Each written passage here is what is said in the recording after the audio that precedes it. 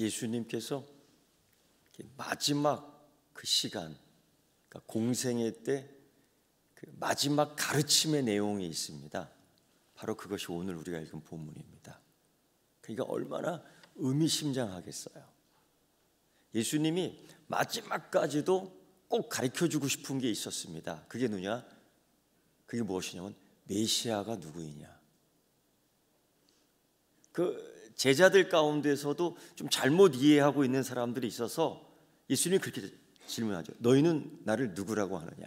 이때 대답을 참 답을 잘한 명쾌한 베드로 제자가 그랬죠. 주는 그리스도시며 살아계신 하나님의 아들이십니다. 이렇게 고백했을 때 예수님이 정말 흡족해했습니다. 와, 참 대답 잘했다. 그런데 그 뒤편에 또한 네가 잘나서 한 것이 아니라 성령 하나님께서 너를 깨닫게 하신 거야. 그러니까 교만해서는 안 되는 거죠. 그렇게 고백했더라도 또 배반하잖아. 그게 우리의 약한 모습이죠. 그런데도 그걸 붙들러 그걸 다시금 사도로 만들기 위해서 갈릴리 바다까지 쫓아가서 내 양을 먹이려 하잖아요. 이게 예수님의 사랑이죠. 이게 사랑이에요. 또 오늘 마지막 이 가르침에서 예수님께서 성전에서 가르치는데 그 사두개인들이 참 많았어요. 그 성전에서 성경을 이렇게 베끼거든요. 그런 사람들이 지금도 있어요. 베껴요. 그걸 이렇게 보더니만 너희는 메시아가 누구라고 생각하느냐? 메시아는 누구냐? 예수님이 정말 그거를 알려주고 싶은 겁니다. 그런데 그 질문에 대해서 예수님께서 서기관들이 주로 얘기하는 것들을 쭉 얘기하는 거예요. 그게 뭐냐면 성경을 하도 이렇게 베껴 나가는 사람이니까 잘 알고 있는 거예요. 그래서 그걸 얘기합니다. 메시아에 대한 이야기는 성경에 잘 나와 있어요. 잘 나와 있어요. 호세아에서도 나와 있고요. 시편은 물론이고요. 또 이사야에서도 나와 있고요. 미가서에도 나와 있고요. 다 나와 있어요. 특히 그들이 얘기했던 그 시편 110편에 다윗이 성령의 영감을 받아서 메시아에 대하여 이야기하는데 오늘 우리가 읽은 말씀 그거예요. 주께서 내 주께 이르시되 네가 네 원수를 내 발 아래 둘 때까지 내 우편에 앉았으라 하시니라. 시편 110편 1절 말씀인데 예수님이 뭐라고 말씀하시냐면 다윗이 성령에 감동해서 고백했던 시편의 내용이다라고 얘기해요. 예수님도 이 시편 110편을 다윗의 시편이다라고 딱 정합니다. 근데 이 사두개인들이 메시아를 표현할 때 이렇게 얘기하거든요. 그들도 시편 110편을 인용하고 인정합니다. 이건 메시아에 대한 이야기야. 메시아는 이런 분이야. 메시아는 이렇게 오셔. 다윗의 자손이야. 분명하게 이야기합니다. 예수님도 여기까지 인정을 합니다. 그런데 이때에 예수님이 또 한 번 질문하는 내용이 있었습니다. 그게 무엇이냐면 그렇다면 다윗의 자손에서 메시아가 오시는데 그럼 어째서 다윗이 그 메시아에게 그 다윗의 자손에게 왜 주님이라고 얘기하지? 왜 주요라고 얘기하지? 자기 손잡벌 되는 사람에게? 그럴 수는 없잖아요. 그러니까 그들이 이해하고 있는 메시아, 외세의 큰 핍박을 받고 있는 이 나라를 구해줄 수 있는 메시아를 계속 꿈꾸고 있었어요. 사실 베드로도 그랬습니다. 사실 유다도 그랬습니다. 왜? 다 그렇게 얘기하니까. 이게 잘못된 변질된 메시아의 관, 변질된 믿음으로 오염되어 있었던 거예요. 이걸 예수님께서 다시 고쳐줍니다. 이게 쉽지 않죠. 고친다는 게 쉽지 않아요.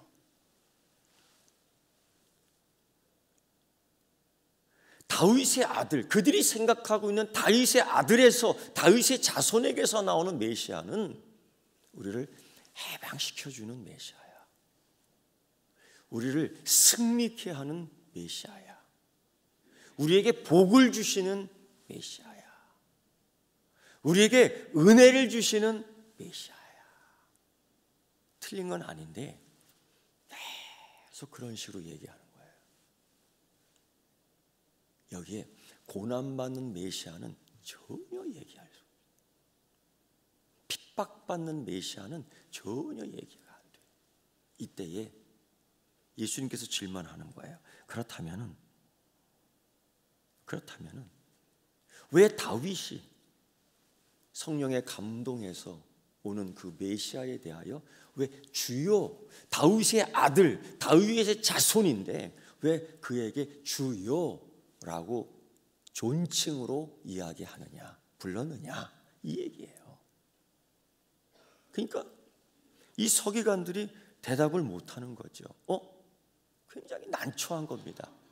분명 성경을 인용하면서 메시아는 이런 메시아라고 얘기했고, 메시아는 이런 메시아로 가르쳤고, 메시아는 우리에게 이런 소망을 준다고 얘기했는데, 그럼 메시아는 누구인가? 그들이 인용하는 성경을 가지고 그렇게 얘기했지만 예수님께서 질문하는 거예요. 그렇다면 다윗이 왜 그 메시아를, 다윗의 자손으로 오는 메시아에게 왜 주요라고 높이느냐? 여기에 답변을 할 수가 없었던 거죠. 이 모습을 보면서 사람들이 굉장히 깔깔깔거렸습니다. 오늘 말씀해 보면은 많은 사람들이 즐겁게 들었다. 이거 완전히 웃긴 꼴이 되었기 때문이죠. 그들이 메시아를 그렇게 이해했거든요. 그렇지 않아요?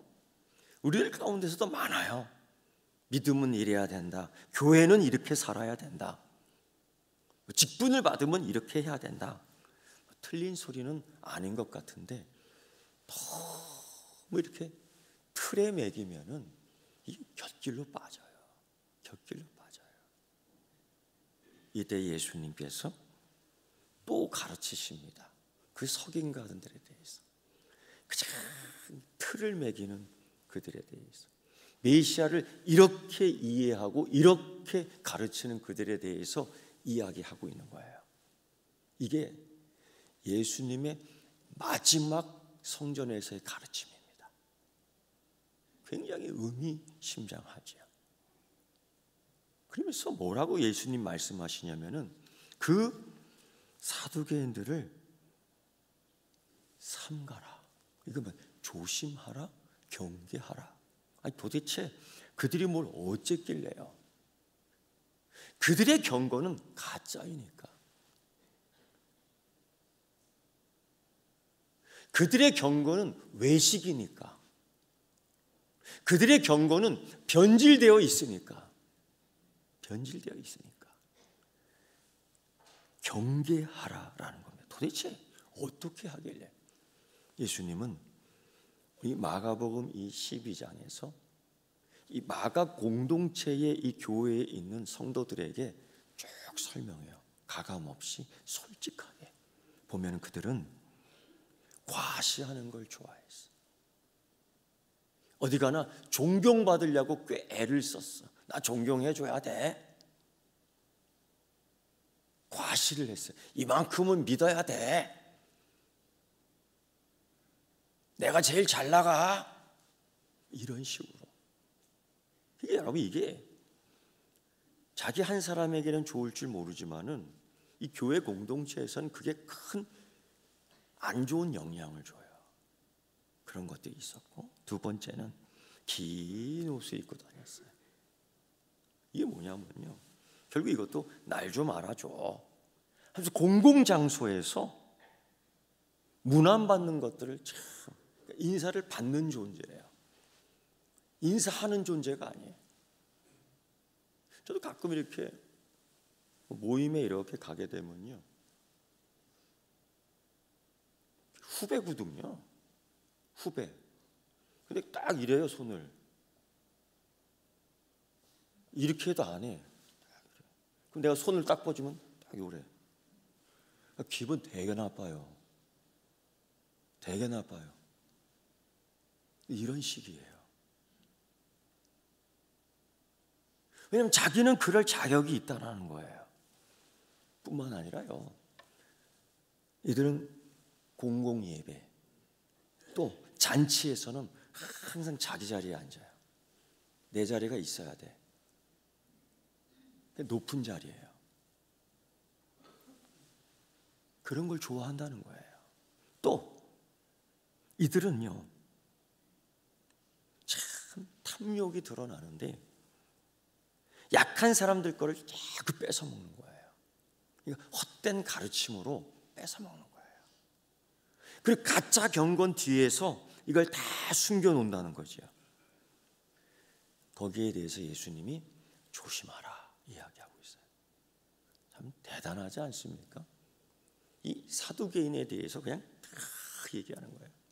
이게 마태복음 23장에서도 이 사두개인에 대한 이야기를 예수님이 계속 하시는데, 거기서는 좀 더 적나라합니다. 이렇게 화 있을진저 외식하는 서기관들과 바리새인들, 화 있을진저. 이건 축복이 아닙니다. 그 23장에 그 서기관들과 바리새인에 대해서 이렇게 얘기하는데 무려 7번을 이야기해요. 그들의 행위 7가지를 이야기하면서 7번을 이야기해요. 엄청난 겁니다. 조심하라.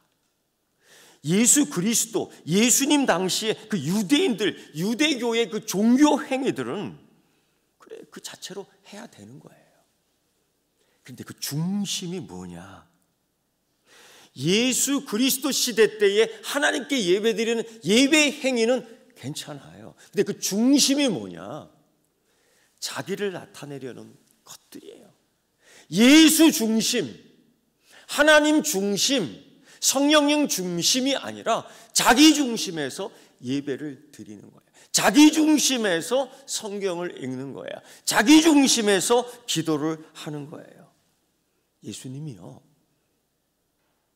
그 산상수훈에서 마태복음 6장 그 말씀을 보면 이렇게 말씀하셔요. 그 외식, 가짜 경건에 대해서 사람에게 보이려고 의를 행하지 말아라. 이게 뭐냐면요, 가난한 사람 도와줄 수 있죠. 넘어진 사람 이렇게 세워줄 수 있죠. 자기가 앉은 자리에 이렇게 양보하며 떳떳하게 대표하는 거 양보할 수 있죠. 그게 우리들의 신앙적 삶에 있어 그게 하나의 의입니다. 이게 마음 중심에서 하나님의 자녀답게 백성답게 살아갈 때 나오는 행동이라면 괜찮아요. 근데 이게 자꾸 사람에게 보이려고 하는 거예요. 이때 하나님, 우리 주님께서 그 산상수훈 마태복음 6장에서 사람에게 보이려고 의를 행하지 말아라, 이것뿐이 아니에요. 사람에게 보이려고 기도할 때 외식하지 말아라. 여러분, 우리가 기도해요. 공중 기도도 하고 개인 기도도 하는데 가장 1순위는 하나님 들으셔 주세요. 하나님 들으십시오. 마치는 것도 구절잖아요. 예수님의 이름으로 기도합니다. 예수님이 듣고 예수님이 맞춰주는 거예요. 이렇게 고치고 저렇게 고쳐서 사람들이 나 기도 잘한다고 하면은 이거 아니에요. 이거 아니에요. 사람에게 보이려고 금식하지 말아라. 그들이 금식할 때 죄를 뿌리고 머리를 막 흩어뜨리고 얼굴이 상한 모습 보여주고 옷을 찢고. 근데 그 구약 선지자 때도 그렇게 말씀해요. 옷을 찢지 말고 마음을 찢으라고 그래요. 우리 예수님께서는요, 금식할 때 머리에 기름을 쫙 바르고 기도하라는 거죠. 티내지 말라 이거예요. 이 정도로. 뭔가 잘못된 게 있습니다. 이 교회가 이 마가 공동체, 이 기록된 기록의 연대를 보면 예수님 돌아가시고 한 20년, 30년 후에 기록된 성경이에요. 그러니까 교회가 이미 세워졌는데 그 교회가 그렇게 변질되기 시작했어요. 조직되다 보니까. 그 유명한 예루살렘 교회에서도 마찬가지죠. 사람에게 보이려고. 사도행전 그 5장의 말씀을 보면은요, 그 아나니아와 삽비라는 사람이 그러거든요. 그렇게 안 해도 됩니다. 그렇게 헌금하지 않아도 됩니다. 그렇게 봉헌하지 않아도 됩니다. 그냥 마음과 뜻과 정성을 다해서 하면 되는 거예요. 근데 이게 사람에게 보이려고 하니까 문제가 되는 거예요. 초대교회에 이런 일이 있었던 거죠. 그래서 예수님께서는 그 사두개인들의 그 모습을 경고하고 있어요. 그러면서 실질적인 현장에서 실질적인 현장에 경건을 하고 있는 사람들의 실제 모습을 보여주는데 딱 걸린 겁니다. 어떤 부자와 한 가난한 과부입니다. 딱 보면 압니다. 이 사람은 부자라는 걸 알고 있고 이 사람 딱 보면 압니다. 가난한 과부라는 겁니다. 이 사람들이 그 예루살렘 성전의 여인의 뜰에 있는 헌금함에 헌금을 넣는 거예요. 근데 이 헌금함이 그냥 우리가 보는 네모난 통도 아니고 부드러운 천으로 된 것도 아니고 이렇게 나팔 모양으로 이렇게 돼 있어요. 그래서요, 봉헌하는 물질을 탁 놓으면은 내려가 갖고 이게 증폭이 돼서 소리가 딱 나는 거예요. 나팔 모양으로 돼 있으니까.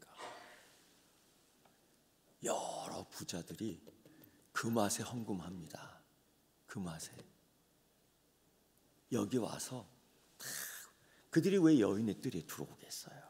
거기서 헌금을 긴 옷을 입고 딱 하는데 이 내려갈 때 탁 쩡그렁 하는데 이 나팔이니까요, 증폭되어 소리가 나오는 거예요. 쩡그렁. 그러니까 사람들이 우와. 여러 부자는 많이 넣었는데, 근데 한 사람 여러 사람들이 그러는 거예요. 우와. 으쓱하는 거예요. 근데 반면에 이 가난한 과부가 두렙돈, 이 그냥 금속 쪼가리입니다. 그 쇠에다가 그 요만한 거를 이렇게 놓고서 꽝 치면은 흔적이 남아요. 이렇게. 그게 두렙돈인데 가장 낮은 가치의 돈입니다. 그 두 개를 이렇게 딱 넣었어요. 땡그랑 소리도 안 나요. 사람들이 그런다니까요. 이런 모습들이 그때 많이 있었던 거예요. 예수님도 같이 보면서 그 두 사람을 비교하며 진짜 경건이 뭔지, 참 경건이 뭔지를 가르치고 싶은 건데, 특별히 이것만큼은 예수님이 제자를 불러 이르시되 진실로 너희에게 이르노니 이 가난한 과부는 헌금함에 넣는 모든 사람보다 많이 넣었다라는 핵심적인 진리를 가르쳐주고 있어요. 제자들에게만.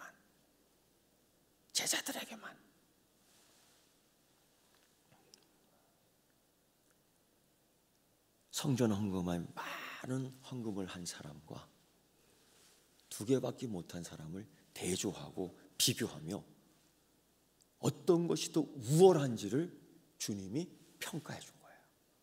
그러니까 예수님의 평가니까 여러분 바꿀 수 없는 겁니다. 누구도 그걸 뒤집을 수 없는 겁니다. 그겁니다.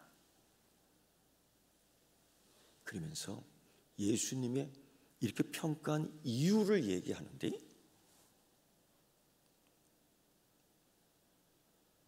이 가난한 과부의 이 두렙돈의 헌금은 전부다라는 거예요. 자기 삶의 전부 다 자기 생애의 전부다라는 거예요. 전부. 근데 이 부자들은요, 이 헌금함에 넣는 걸 보면 10분의 1입니다. 종교적 행위는 열심이야. 11조 내는 것 열심이야. 더 많이 내지 않아요. 딱 거기까지만. 그러니까 이 가난한 여인과 이 부자들을 비교해 볼 때에 이 여인은 전부였지만은 이 부자는 전부가 아니라 일부였던 거예요. 그것도 적은 일부였던 거죠. 예수님이 이걸 봤던 겁니다. 율법은 잘 지키는 것 같았지만은 진심이 아니었어요. 형식만 흉내낸 거였어요. 그 대신에 과부는 가난한 가운데서도 자기의 생활비 전부를 넣었던 거예요. 이럴 경우에 많은 사람들이 비난을 합니다. 보면은 에이 소리도 안 나. 어떤 사람은요 그래요. 두 개를 넣었는데 야 먹고 살기도 힘든데 뭘 2개를 넣냐, 하나만 넣지. 아마 많이 욕했을 거예요. 네가 못 먹으니까 내가 널 도와야 되잖아. 이런 얘기 많이 할 거예요. 그 2개 넣은 거, 전부를 넣은 거에 대해서 아마 굉장히 욕들을 했을 거예요. 사람들이 그래요. 마가복음 14장의 말씀을 또 보면 정말 그래서 봉헌한 사람을 괴롭게 하는 제자들의 모습이 나오거든요. 예수님께서 고난과 죽음을 수없이 제자들에게 얘기했지만은 한 명도 이 고난과 죽음을 준비한 사람이 없습니다. 그냥 무관심한 겁니다. 이게 제자예요.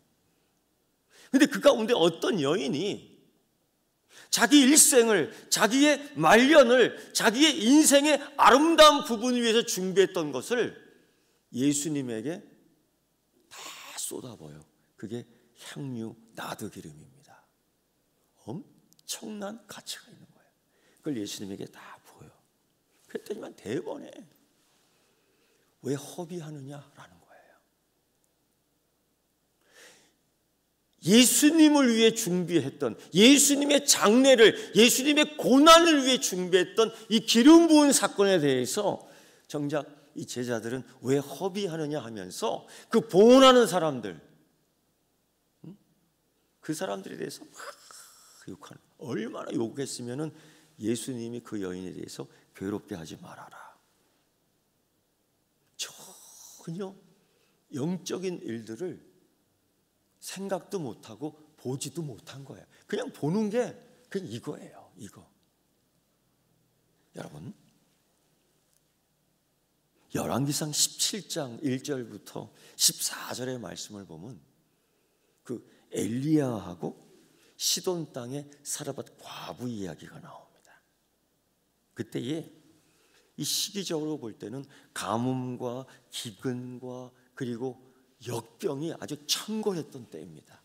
더구나 아합과 이세벨, 북왕국 이스라엘 왕이 이 엘리야를 잡아 죽이려고 그렇게 애를 썼어요. 그러니까 엘리야는 심리적으로, 육체적으로, 신앙적으로 굉장히 땅에 떨어졌습니다. 내가 하나님의 종이야? 이것도 의식을 못해요. 그냥 매일 나 빨리 죽어버렸으면 좋겠어. 이런 생각뿐이에요. 이때에 하나님이 엘리야 선지자에게 말씀하셔요. 이세벨, 그 시돈 땅, 우상의 중심지, 이단의 중심지, 응? 아주 불신의 중심지, 거기로 보내는 거예요. 야, 하나님 어떻게 이렇게 하실까? 그래서 지금 기근과 가뭄과 역병이 창궐하는 이때에 그곳에 가서 어느 한 가난한 과부, 한 아들을 기르고 있는 과부에 가서 그 집에서 먹고 살아라, 좀 신세 좀 지라 하면서요, 주소지를 딱 알려줍니다. 주소지를 알려줘요. 근데 진짜 가보니까 이 아들 하나 두고 있는 이 과부, 가난한 과부가 요만한 곡식가루와 기름 구워서 이거 마지막 먹고 죽자. 내일에 대한 소망이 없고 내일에 대한 비전을 가질 수 없어요. 어떻게 곡식을 얻을 수 있어? 어떻게 곡식을 만들어낼 수 있어? 어떻게 기름을 먹고 윤택해질 수 있어요? 가능성이 없는. 그러니까 이거 마지막 먹고 죽자. 이렇게 결심한 찰나에 엘리야가 그 집에 온 거예요. 그거 나 좀 먹이고 너희들은 나중에 먹어라. 얼마나 이 상황 못 파렴치한 지시입니까? 에? 이거 마지막 먹고 죽으려고 하는 사람에게 그거 나 대신 먹여주고 너는 다음 거 먹고,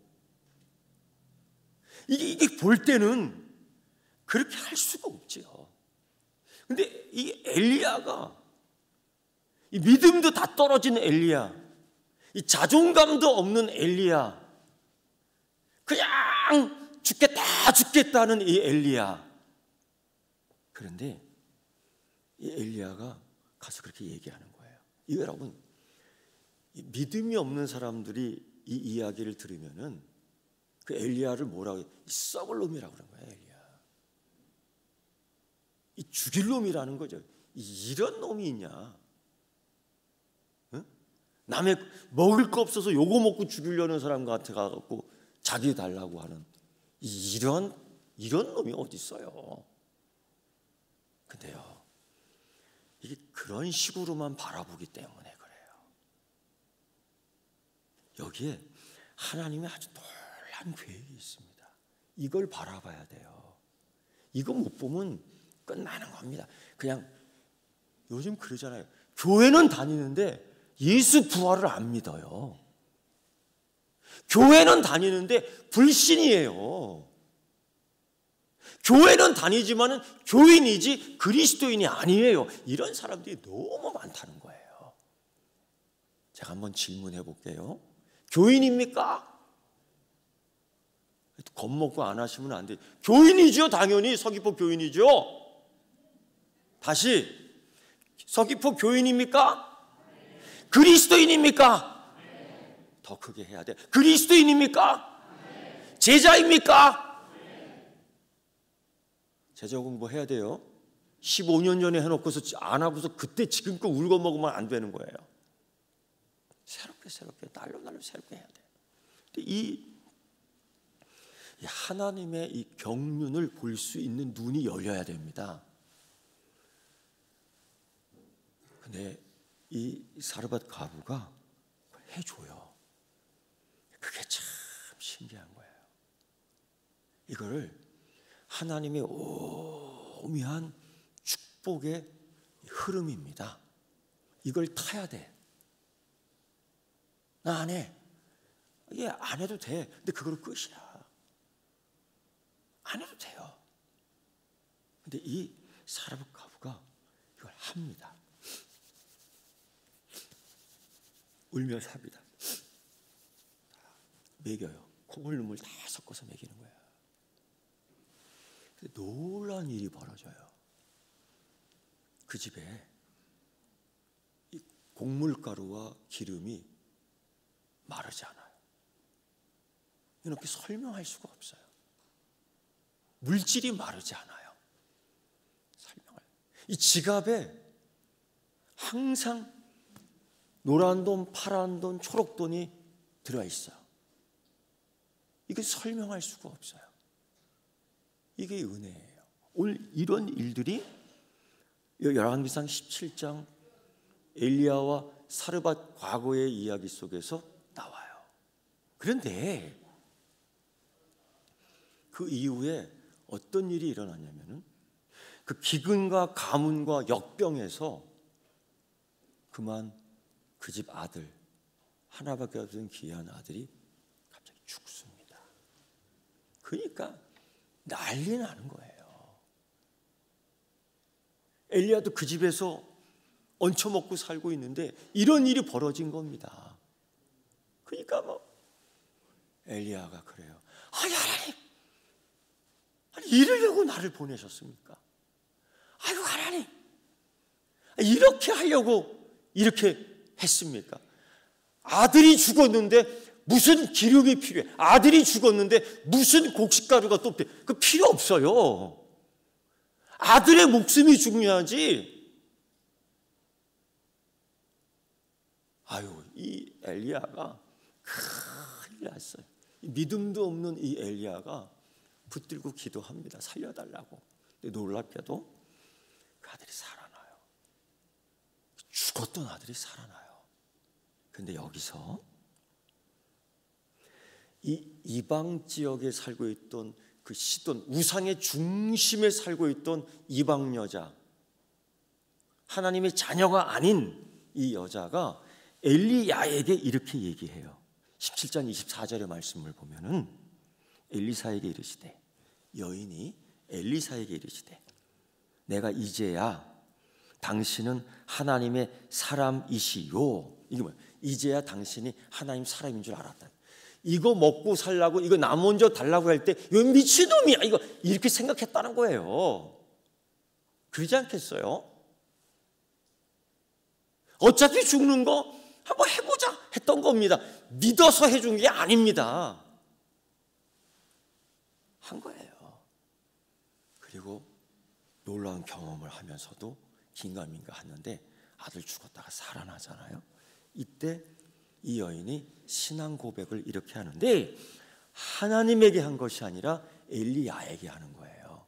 엘리야에게 너가 하나님의 종인 줄을 내가 지금 알았다.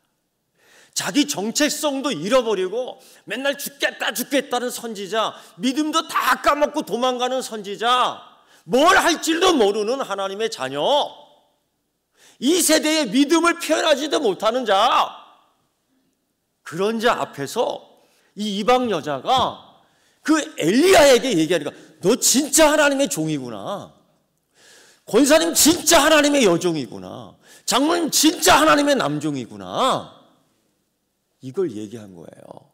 그러니까 엘리야가 정신이 바짝 나는 거지. 아, 자기도 그렇게 고백하지 못하고 지금 믿음이 땅에 떨어져 있는데, 그리고 두 번째로 엘리야에게 신앙 고백을 합니다. 이렇게,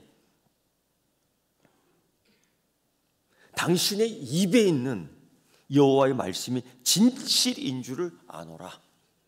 안다라는 건 몸으로 깨달은 거예요. 몸으로 터득한 거예요. 이거로 터득한 게 아니에요. 이거로 터득한 겁니다. 자기 아들이 죽었잖아요. 살았잖아요. 죽으려고 했잖아요. 먹을 거. 근데 먹을 게 넘치잖아요. 당신의 입에서 나오는 것이 하나님 말씀이죠. 이게 마치 데살로니가 교인처럼 그들이 하나님 말씀을 받을 때 사람의 말로 받지 않고 하나님 말씀으로 받았다. 그들의 마음이 착해서 이거 그들의 믿음이 있어서 이런 서귀포 교회 되길 축원합니다. 그저 뭐 이렇게 합시다 하면 에이씨, 이런 거 습관을 버리세요.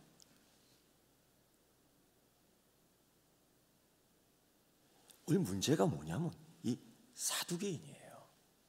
이들이에요. 오늘 문제가 뭐냐면 구경하는 사람들이에요. 이 두 랩돈을 다 묻혀놔요. 차라리 하나만 넣어. 하나는 내일 사 먹을 거야. 이러면 사람들이 그렇지. 근데 두 개를 다 놓거든요. 그럼 내일 어떻게 살라는 거야? 내일은 뭘 먹으라는 겁니까? 그러니까 사람들이 막 욕해요. 근데 그렇게 믿음 생활을 그렇게까지 하느냐고 말이에요.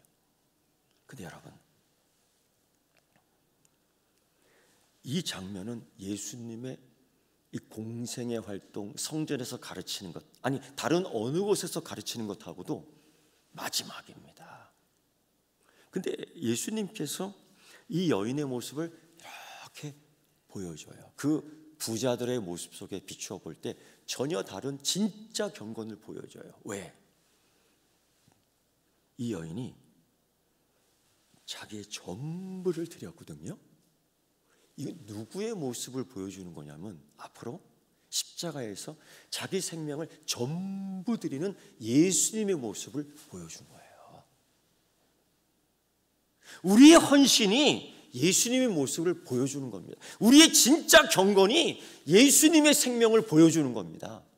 우리가 진짜 기도할 때 예수님의 모습이 나타나는 겁니다. 우리가 진짜 이렇게 봉헌할 때에 하나님께서 영광 받으시는 겁니다. 이걸 예수 그리스도의 모습이 그 여인 속에서 비춰주는 거예요. 내 모습 속에서 고난받는 예수 그리스도의 모습이 비춰지는 거예요.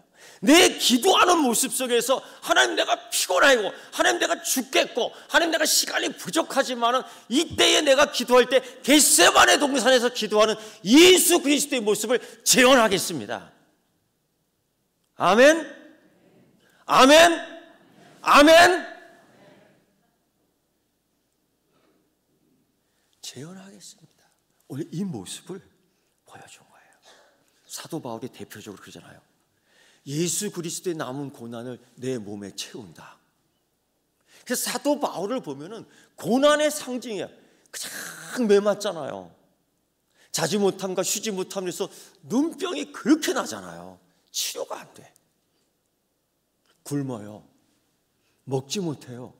강도를 만나요. 얼마나 심리적으로 육체적으로 쫄리겠어요.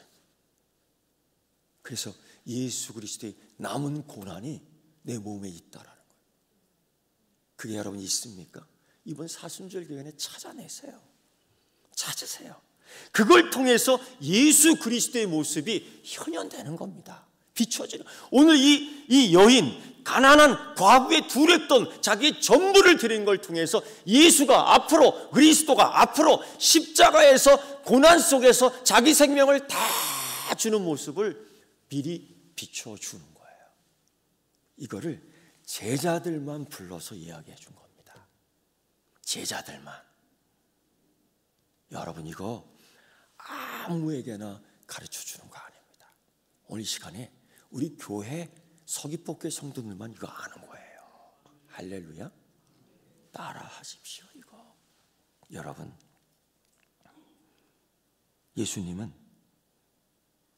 이 여인을 통해서 모든 제자들을 위한 모델을 만들어 준 거예요. 좋은 모델 따라가는 거예요. 사두개인 모델 아니고 이 가난한 과부의 모델, 죽음으로 심판받는 모델 따라가는 게 아니고 축복받는 모델, 이거 따라가는 거예요. 이 경건 훈련의 실제 가운데 사도행전, 또 이 마가복음, 이 또 사무엘에 나와 있는 이 이야기, 열왕기에 나와 있는 이 이야기를 통해서 예수 그리스도의 모습을 내 모습 속에서 비춰줄 수 있는 여러분 되기를 축원합니다. 기도하겠습니다. 하나님 아버지, 이때 내가 해야 할 이 경건 훈련 실제로 행하게 하여 주옵소서. 이 경건의 실제를 통해서 예수님의 모습이 나타나는데 아버지 하나님, 내 모습 속에서 예수의 고난의 흔적이 나타나도록 복을 더하여 주옵소서. 우리 그리스도인들, 물론 주시는 하나님의 은혜, 물론 하나님 주시는 축복의 흔적도 있지만 이때에 예수 그리스도의 흔적, 내 마음, 내 믿음, 내 몸에서, 내 삶에서 발견하고 기뻐할 수 있는 주님의 자녀들 되게 하여 주시옵소서. 예수님의 이름으로 기도드리옵나이다. 아멘.